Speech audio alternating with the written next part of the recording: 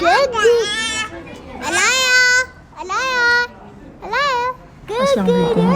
करती हूँ आप सब ठीक होंगे।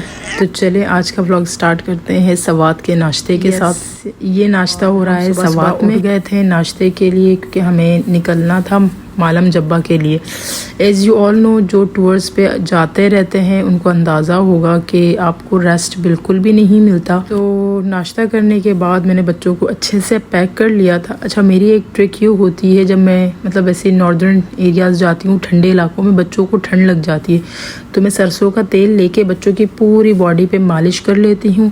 उसके बाद उनको जितने भी आपने कपड़े वगैरह पहनाने तो वो कपड़े में पहना लेती हूँ। तो उससे ये होता है बच्चा अंदर से गर्म रहता है।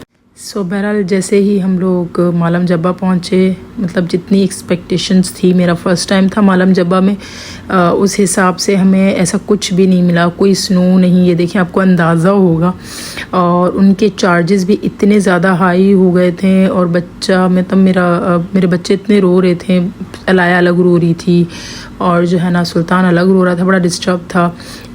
ठंड तो नहीं थी, हवा थी बहुत ज़्यादा, और इतने से बच्चों को ठंड भी लग जाती है। ये दोनों ठंड मतलब हवा की वजह से बड़ा डिस्टर्ब थे। हमने डिसाइड किया कि हम अंदर नहीं जाएंगे। हमने कोई जिप लाइन नहीं ली, हमने कोई जो है ना इनकी स्केटिंग होती है कुछ भी नहीं लिया, क्योंकि बहुत ज़्यादा इनके चार्जेस थे। एंट्री चार्जेस इन्होंने रख लिए थे। तो हमने कहा बस ठीक है, यहीं पर चाय पी लेते हैं, कॉर्न ले लेते हैं, और वहाँ से जो है ना हम लोग टाटा बाय बाय करते हैं। हम बहुत ज़्यादा डिसअपॉइंट हुए, बर्फ़ तो हमें मिली नहीं। बस दूर दूर ऐसा लग रहा था कहीं दूर दूर झाग गिरे हुए का कोई फ़ायदा नहीं है पैसे ज़ाया करने का बिला वजह। आप मतलब एक फैमिली पूरी पे करे 6000 यहाँ से अंदर जाने के। सो हमने सोचा चले हम वापस चल लेते हैं। तो सवात में सिर्फ हम जो जिस स्पॉट पे गए थे वो सिर्फ मालम जब्बा था।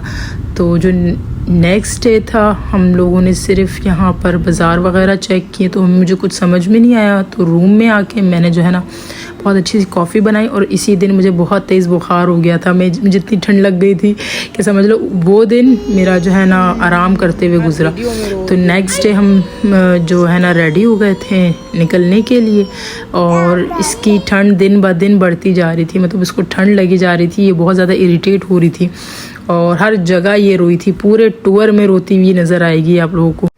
तो मालम जब्बा में हमें बिल्कुल मज़ा नहीं आया। मतलब सोचे दिसंबर में बिल्कुल ठंड नहीं थी, वहाँ पर सिर्फ हवा चल रही थी। तो इस रोड पे हमारा होटल था, तो कहते हैं शायद मेरे ख्याल से इनका हाईवे है। तो हमने कहा नाश्ता करके हम बालाकोट की तरफ निकल पड़ते हैं।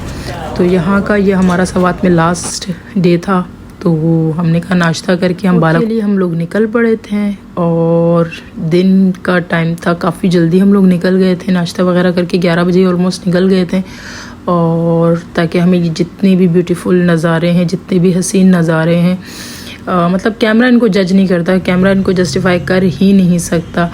और प्लीज़ माशाल्लाह कहें मेरी छोटी सी प्यारी सी गुड़िया को। उम्मीद है ये व्लॉग आप लोगों को पसंद आया होगा, पर टू बी वेरी ऑनेस्ट मुझे मालम जब्बा बिल्कुल भी नहीं पसंद आया। मतलब स्नो के लिए गए थे, स्नो क्या वहाँ पर बर्फ़बारी ही नहीं मिली। तो do not forget to like and subscribe. अल्लाह हाफ़िज़।